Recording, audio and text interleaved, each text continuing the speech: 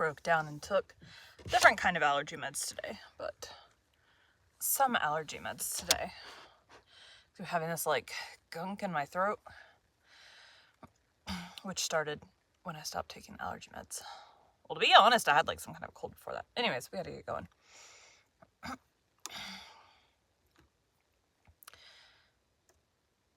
Today we'll be continuing Jo's Boys by Louisa May Alcott. Chapter 19, White Roses. While the travelers refreshed, and Mrs. President struggled into her best gown, Josie ran into the garden to gather flowers for the brides. The sudden arrival of these interesting beings had quite enchanted the romantic girl, and her head was full of heroic rescues, tender admiration, dramatic situations, and feminine wonder as to whether the lovely creatures would wear their veils or not. She was standing before a great bush of white roses, culling the most perfect for the bouquets which she meant to tie with the ribbon festooned over her arm, and lay on the toilette tables of the new cousins as a delicate attention.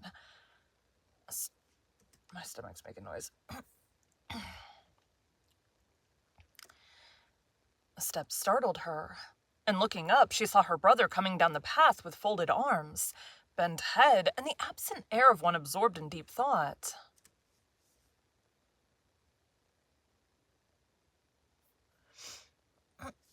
I thought that was Josie. It was Josie. Josie and Demi. Grandpa must. He must have. Grandpa.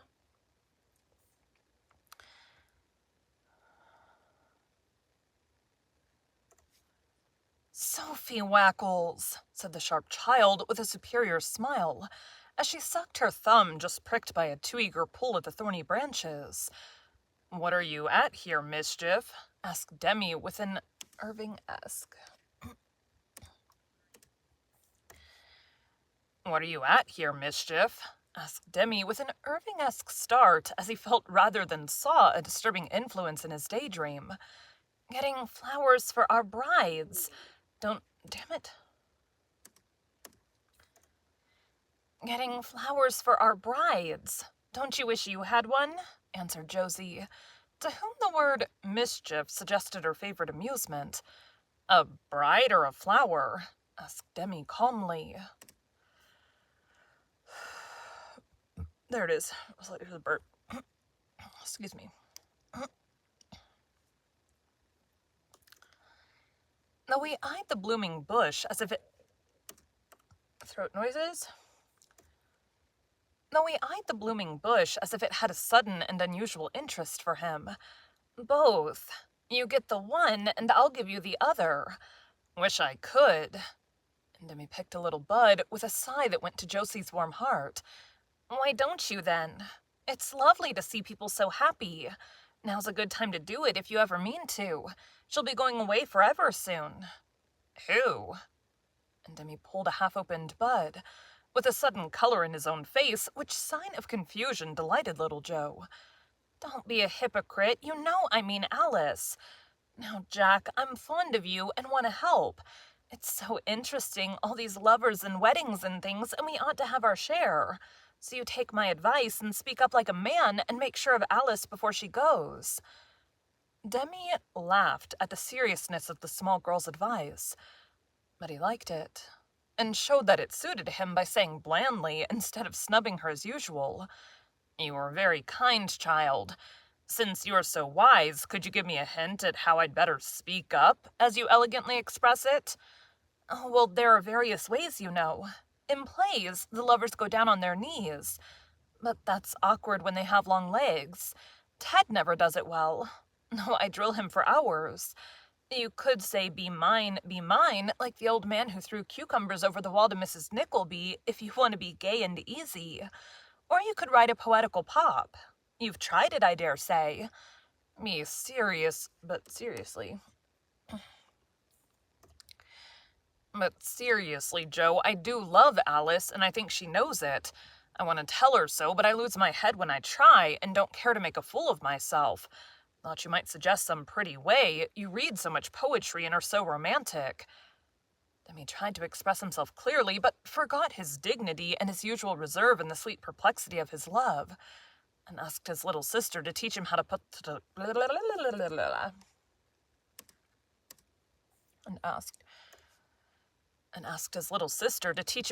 question which a single word can answer.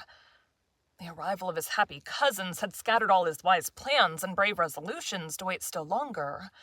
The Christmas play had given him courage to hope, and the oration today had filled him with tender pride. But the sight of those blooming brides and beaming grooms was too much for him, and he panted to secure his Alice without an hour's delay.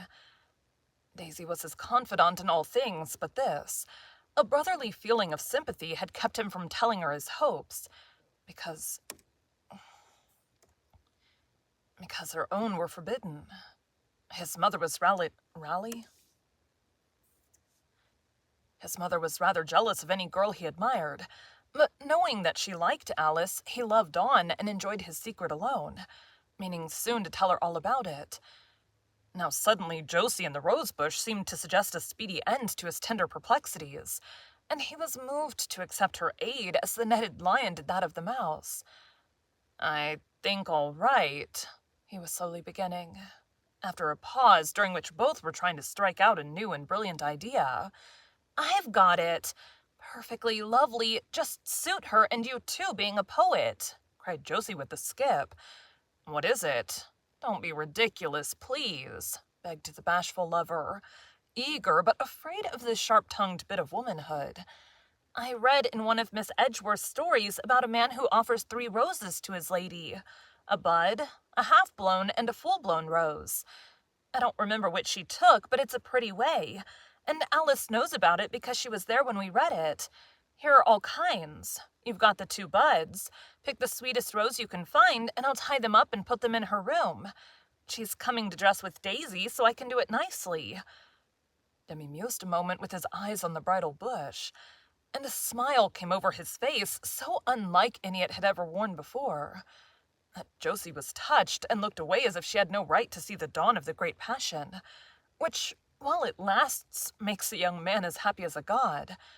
"Do it," was all he said, and gathered a full-blown rose to finish his floral love message. Charmed to have a finger in this romantic pie, Josie tied a graceful bow of ribbon about the stems, and finished her last nosegay with much content.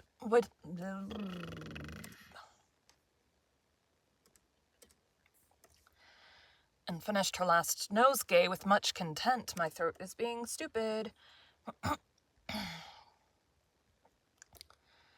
And finished her last nosegay with much content, while Demi wrote upon a card, "Dear Alice, you know what the flowers mean. Will you wear one or all tonight and make me still prouder, fonder, and happier than I am? Yours entirely, John." Offering this to his sister, he said in a tone that made her feel the deep importance of her mission, "I trust you, Jo. This means everything to me. No jokes, dear, if you love me." Josie's answer was a kiss that promised all things, and then she ran away to do her gentle spiriting like Ariel, leaving Demi to dream among the roses like Ferdinand. Mary and Ludmilla were charmed with their bouquets, and the giver had the delight of putting some of the flowers into the dark hair and the light as she played maid at the toilettes of our brides, which consoled her for a disappointment in the matter of veils. No one helped Alice dress, for Daisy was in the next room with her mother, and not even their loving eyes saw the welcome which the little posy received, nor the tears and smiles and blushes that came and went as she read the note and pondered what answer she should give. There was no doubt about the one she wished to give, but duty held her back, for at home there was an invalid mother and an old father. She was needed there, with all the help she could now bring by the acquirements 4 years of faithful study had given her. Love looked very sweet, and a home of her own with John, a little heaven on earth, but not yet. And she slowly laid away the full-blown rose as she sat before the mirror thinking over the great question of her life. Was it wise and kind to ask him to wait, to bind him by any promise, or even to put into words the love and honor she felt for him. No.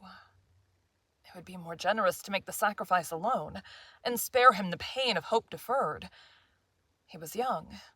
He would forget, and she would do her duty better, perhaps, if no impatient lover waited for her. With eyes that saw but dimly, and a hand that lingered on the stem he had stripped of thorns, she laid the half-blown flower by the rose and asked herself if even the little bud might be worn. Look, airplane.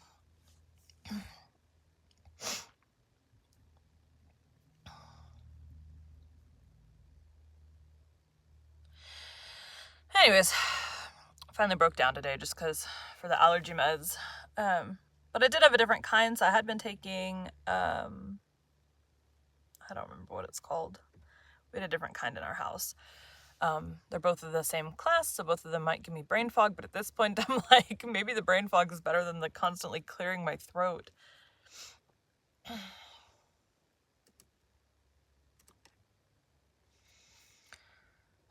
It's making it, the constantly having gunk in my throat is making it really hard to change between voices. So one of the things, we go grocery shopping tonight, I'm gonna see if I can find some kind of a tea that's supposed to help clear that gunk out too.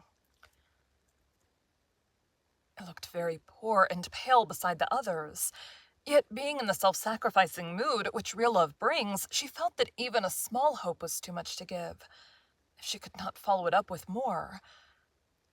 As she sat looking sadly down on the symbols of an affection that grew dearer every moment, she listened half unconsciously to the murmur of voices in the adjoining room. Open windows, thin partitions, and the stillness of summer twilight made it impossible to help hearing. And in a few moments more, she could not refrain, for they were talking of John.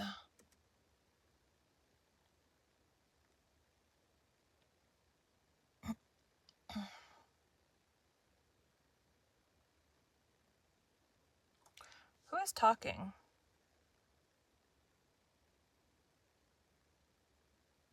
Daisy.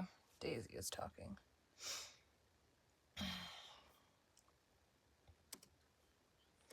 I hope you'll stay. So nice of Ludmilla to bring us all bottles of real German cologne. Just what we need after this tiring day. Be sure John has his. He likes it so. That should have been Meg. So nice of Ludmilla to bring us all bottles of real German cologne. Just what we need after this tiring day. Be sure John has his. He likes it so. Yes, Mother. Did you see him jump up when Alice ended her oration? He'd have gone to her if I hadn't held him back. I don't wonder he was pleased and proud. I spoiled my gloves clapping and quite forgot my dislike of seeing women on platforms. She was so earnest and unconscious and sweet after the first moment. Has he said anything to you, dear? No, and I guess why. The kind boy thinks it would make me unhappy. It wouldn't, but I know his ways, so I wait and hope all will go well with him. It must. No girl in her senses would refuse our John, though he isn't rich and never will be. Daisy, I've been longing to tell you what he did with his money. He told me last night, and I've had no time since to tell you. He sent poor young Barton to the hospital and kept him there till his eyes were saved. A costly thing to do. But the man can work now and care for his old parents. He was in despair, sick and poor, and too proud to beg. And our dear boy found it out and took every penny he had, and never told even his mother till she made him. Alice did not hear what Daisy answered, for she was busy with her own emotions. Happy ones now, to judge from the smile that shone in her eyes and the decided gesture with which she put the little bud in her bosom, as if she said, he deserves some reward for that good deed, and he shall have it. Mrs. Meg was speaking, and still of John when she could hear again. Some people would call it unwise and reckless, when John has so little. But I think his first investment a safe and good one, for he who giveth to the poor lendeth to the Lord. And I was so pleased and proud I wouldn't spoil it by offering him a penny. It is his having nothing to offer that keeps him silent, I think. He is so honest he won't ask till he has much to give, but he forgets that love is everything. I know he's rich in that. I see and feel it, and any woman should be glad to get it." Right, dear. I felt just so, and was willing to work and wait with and for my John. So she will be, and I hope they will find it out. But she is so dutiful and good, I'm afraid she won't let herself be happy. You would like it, Mother? Heartily. For a better, nobler girl doesn't live. She is all I want for my son. And... something making noise outside.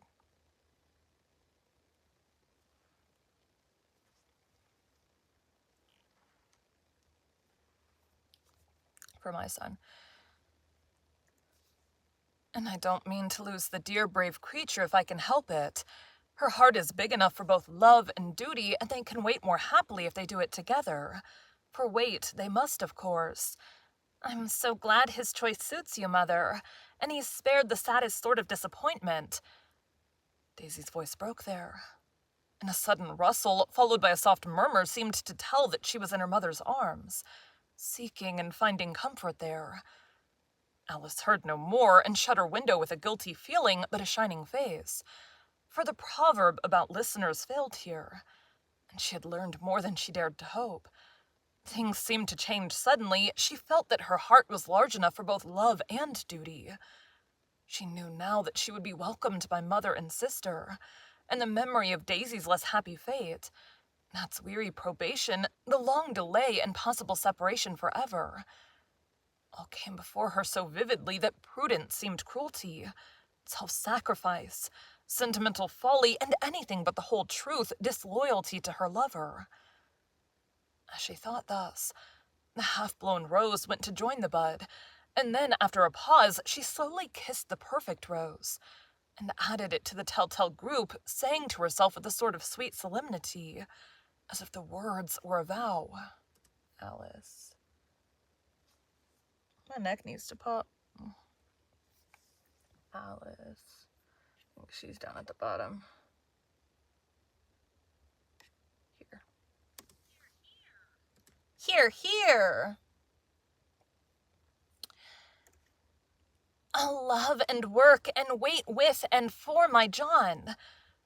It was well for her that Demi was absent when she stole down to join the guests, who soon began to flow through the house in a steady stream. The new brightness which touched her usually thoughtful face was easily explained by the congratulation she received as orator, and the slight agitation observable when a fresh batch of gentlemen approached soon passed, and none of them noticed the flower she wore over a very happy heart. Demi, meantime, was escorting certain venerable personages about the college, and helping his grandfather entertain them with discussion of the Socratic method of instruction, Pythagoras, Pestalozzi, Froebel, and the rest, whom he devotedly wished at the bottom of the Red Sea. And no wonder, for his head and his heart were full of love and roses, hopes and fears. He piloted the potent, grave, and reverend signers safely down to Plumfield at last, and landed them before... That should have been signors. He piloted the potent, grave, and reverend signors safely down to Plumfield at last, and landed them before his uncle and Aunt Bear, who were receiving in state, the one full of genuine delight in all men and things, the other suffering martyrdom with a smile as she stood shaking hand after hand, and affecting utter unconsciousness of the sad fact that ponderous Professor Plock had camped upon the train of her state and festival velvet gown. With a long sigh of relief, Demi glanced about him for the beloved girl. Most persons would have looked some time before any particular angel could be discovered among the white-robed throng in parlors, hall, and study. But as I went, like the needle to the pole, to the corner where a smooth, dark head with its braided crown rose like a queen's, he thought, above the crowd which surrounded her. Yes, she has a flower at her throat. 1, 2. Oh, blessed sight! He saw it all across the room and gave a rapturous sigh which caused Miss Perry's frizzled crop to wave with a sudden gust. He did not see the rose, for it was hidden by a fold of lace, And it was well, perhaps, that bliss came by installments, or he might have electrified the assembled multitude by flying to his idol, there being no Daisy to clutch him by the coat-tail. A stout lady, thirsting for information, seized him at that thrilling moment, and he was forced to point out celebrities with a saintly patience which deserved a better reward than it received. For a certain absence of mind and incoherence of speech at times caused the ungrateful dowerage to whisper to the first friend she met after he had escaped. Excuse me. I saw no wine at any of the spreads, but it is plain that young Brooke has had too much. Quite gentlemanly, but evidently a trifle intoxicated, my dear. Oh, so he was. But with a diviner wine than any that ever sparkled at a class day lunch, though many collegians know the taste of it. And when the old lady was disposed of, he gladly turned to find the young one, bent on having a single word. He saw her standing by the piano now, idly turning over music as she talked with several gentlemen, hiding his impatience under an air of scholastic repose. Demi hovered near, ready to advance when the happy moment came, wondering meantime why elderly persons persisted in absorbing young ones instead of sensibly sitting in corners with their contemporaries. The elderly persons in question retired at length, but only to be replaced by two impetuous youths who begged Miss Heath to accompany them to Parnassus and join the dance. Demi thirsted for their blood, but was appeased by hearing George and Dolly say, as they lingered a moment after her refusal, "Stuffy."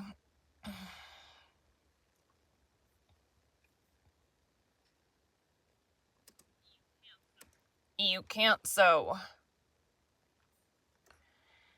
Really, you know, I'm quite converted to coeducation and almost wish I'd remained here. It gives a grace to study, a sort of relish even to Greek to see charming girls at it, said Stuffy, who found the feast of learning so dry any sauce was welcome, and he felt as if he had discovered a new one. Who's talking next? Dolly.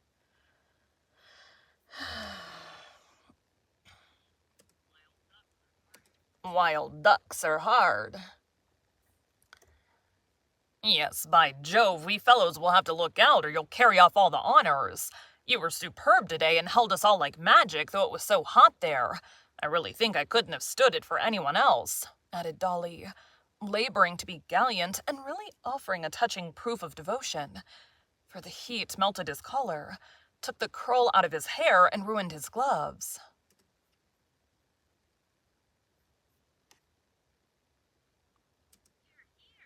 Hear, hear. Just more like excited. There is room for all, and if you will leave us the books, we will cheerfully yield the baseball, boating, dancing, and flirting, which seem to be the branches you prefer, answered Alice sweetly. Ah, now you're too hard upon us. We can't grind all the time, and you ladies don't seem to mind taking a turn at the two latter branches you mention, returned Dolly, with a glance at George which plainly said, I had her there. Some of us... it should be her, I think.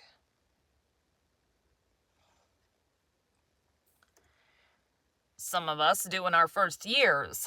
Later we give up childish things, you see. Don't let me keep you from Parnassus. And a smiling, that should be her, right? Yeah.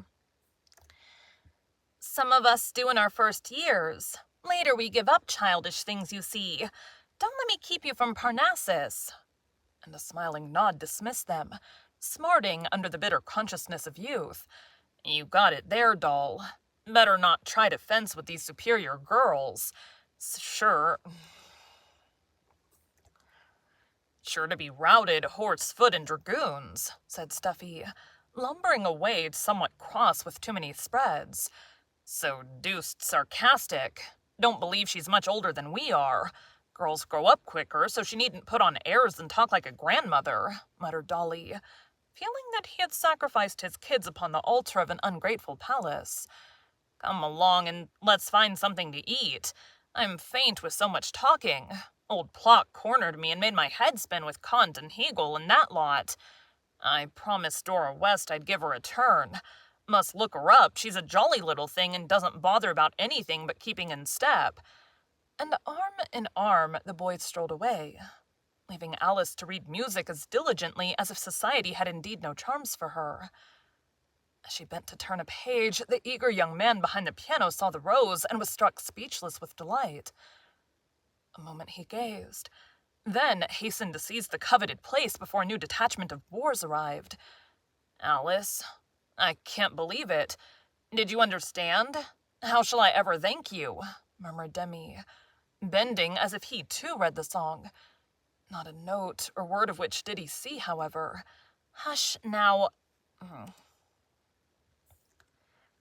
"Hush, not now. I understood. I don't deserve it. We are too young. We must wait, but I'm very proud and happy, John." What would have happened after that tender whisper, I tremble to think, if Tom Banks had not come bustling up with the cheerful remark.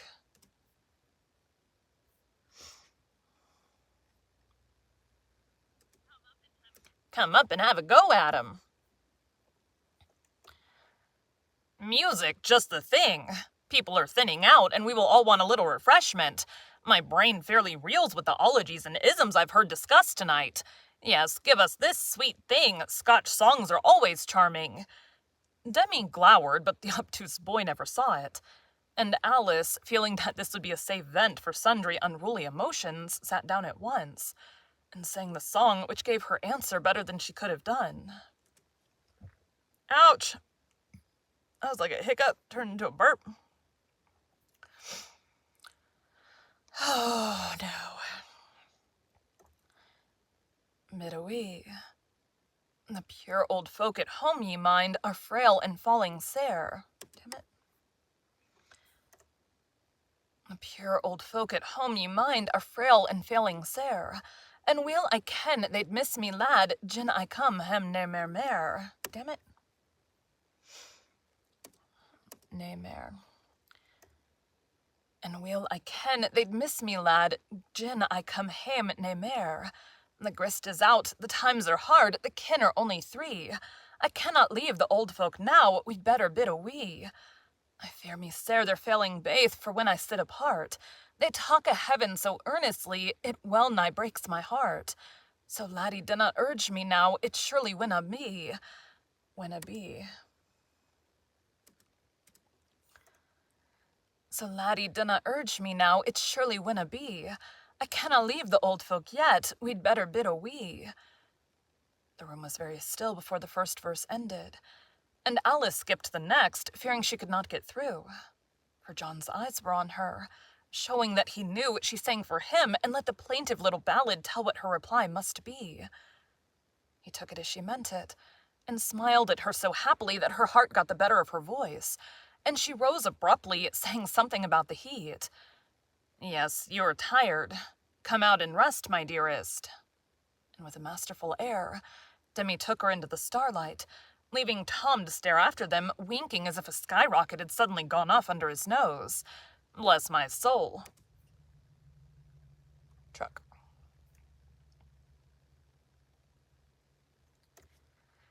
Bless my soul, the deacon really meant business last summer and never told me. Won't Dora laugh? And Tom departed in hot haste to impart and exult over his discovery. What was said in the garden was never exactly known.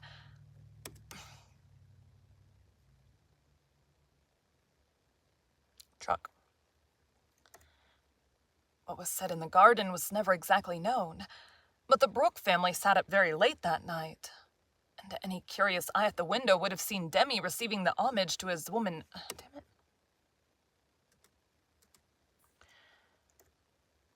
And any curious eye at the window would have seen Demi receiving the homage of this... Damn it, I did it again! And any curious eye at the window would have seen Demi receiving the homage of his womankind as he told his little romance. Josie took great credit to herself in the matter, insisting that she had made the match.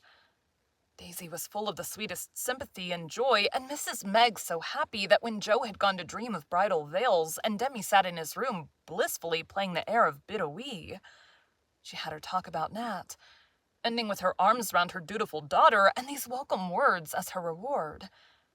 Wait till Nat comes home, and then my good girl shall wear white roses too. Thank you for joining Bite at a Time Books today, while we read a bite of one of your favorite classics. Again, my name is Bree Carlile, and I hope you come back tomorrow for the next bite of Joe's Boys. All right. Thanks, guys.